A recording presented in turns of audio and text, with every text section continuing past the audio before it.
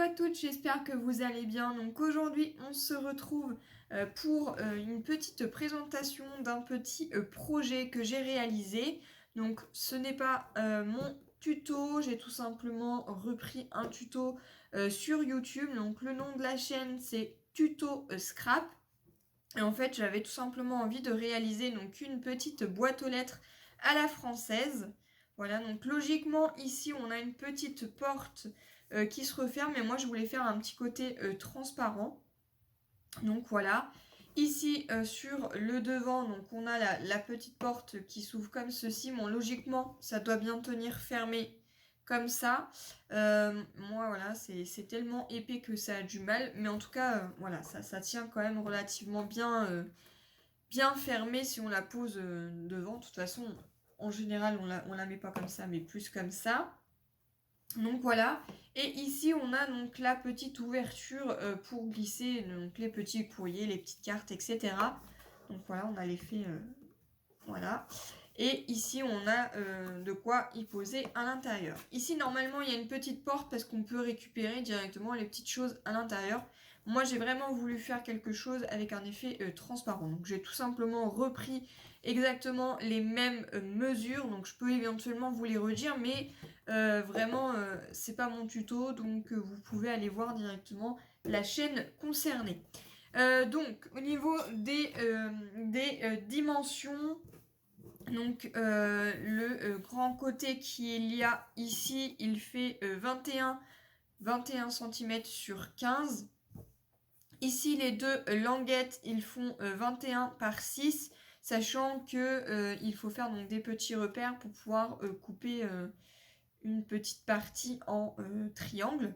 Voilà, et il faut faire la même chose sur les deux côtés. Ici, sur le dessous, donc ça va faire... ça va faire que je me trompe pas, je vais vous dire ça de suite. Normalement ça fait 6 sur 6 cm sur 15. Ici au niveau de l'ouverture, donc de la petite fente, donc c'est pareil, il faudra vous faire des petits repères, donc vraiment allez voir sa vidéo, ça sera beaucoup plus simple.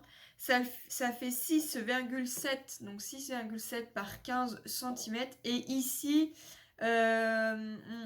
normalement c'est 2 par 15, moi j'ai fait 2,5 par 15 cm. C'est là j'ai juste rajouté 0,5 cm. Voilà, et après il suffit de bien suivre son tuto. Moi j'ai fait un peu à ma sauce, j'avoue que tout ce qui est fermeture, moi j'ai tout collé au pistolet à colle. Bon, ça se voit pas trop. Mais voilà, moi j'ai fait ça comme ça. Et ici au niveau de la fermeture, j'avoue que j'ai quand même pas mal galéré. Mais ça le fait quand même. Voilà, avec après les petites décorations de strass et le petit pompon.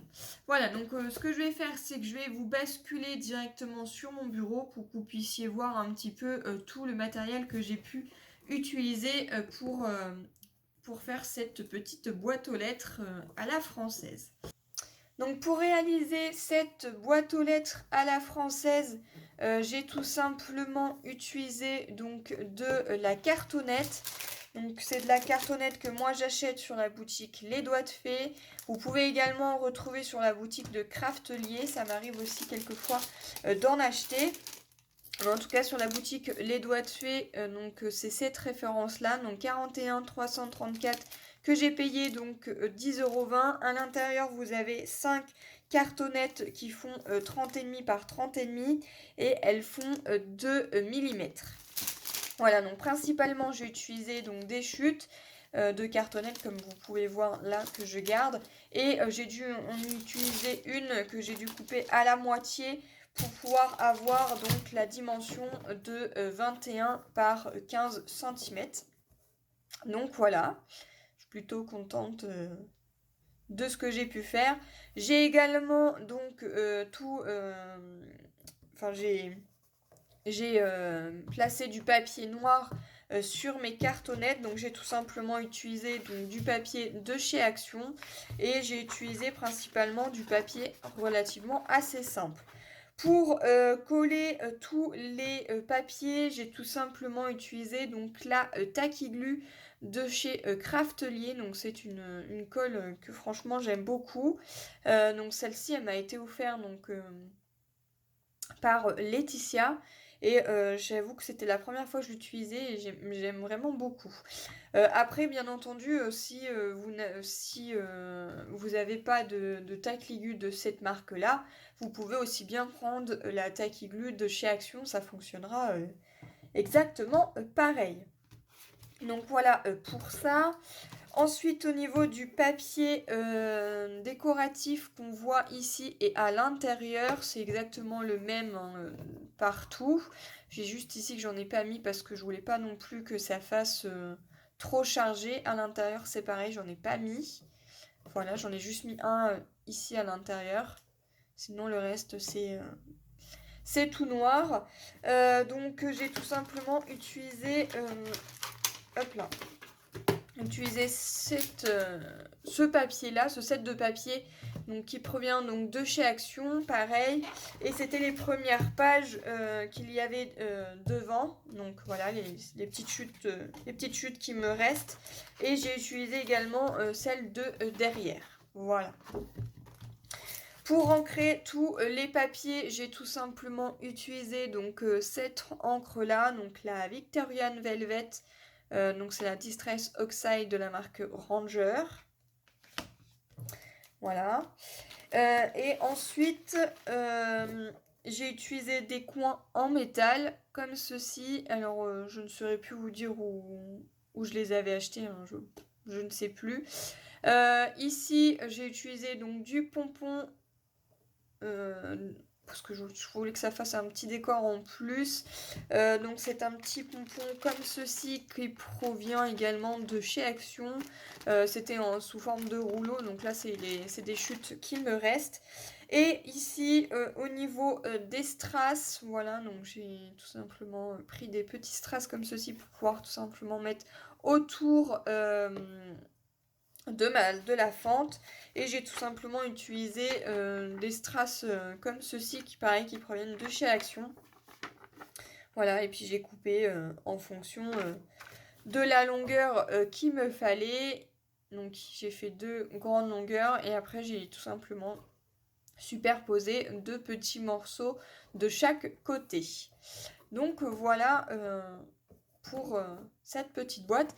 Et ici, étant donné que je n'ai pas de papier transparent, voilà, comme c'est du normalement on utilise du rhodoïde.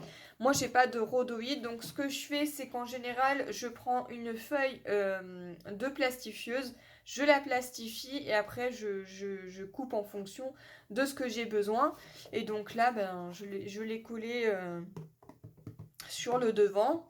Et par-dessus, j'ai tout simplement repris les mesures et coupé mon papier en fonction de la taille de ma boîte. Voilà. Donc ça, c'est tout simplement du papier transparent qui est plastifié. Donc voilà, j'ai pas utilisé énormément de matériel. Après, pour coller vraiment toute la boîte, j'ai vraiment utilisé donc mon pistolet à colle. Et ici, j'ai tout simplement utilisé donc un petit morceau de papier qui fait donc 15 cm par 6. J'ai fait un pli à 3. Je suis venue coller donc la première partie et la deuxième ici. C'est vrai qu'au départ je l'avais collé au pistolet à colle et ça ne tenait vraiment pas très très bien, donc ce que j'ai fait, voilà. Et ici logiquement ça doit bien tenir plat comme ceci parce que j'ai mis des aimants. Enfin là du coup c'est un peu inutile parce que ça a du mal à fermer, tout simplement parce que là il y a vraiment beaucoup d'épaisseur. Il y a l'épaisseur donc de la cartonnette, l'épaisseur de papier qui est par-dessus, plus le papier décoratif. Donc j'avoue que ça fait quand même pas mal d'épaisseur et du coup bah, ça a du mal à fermer. Mais bon, ce n'est pas grave, en soi, je suis plutôt contente de la petite boîte. Voilà, donc petit projet que j'avais envie de réaliser. J'espère qu'en tout cas, cette vidéo présentation de cette petite boîte vous aura plu. N'hésitez pas à aller voir donc le tuto sur la chaîne de Tuto Scrap si ça vous intéresse. Et puis bah moi je vous retrouve dans une prochaine vidéo. Bye bye.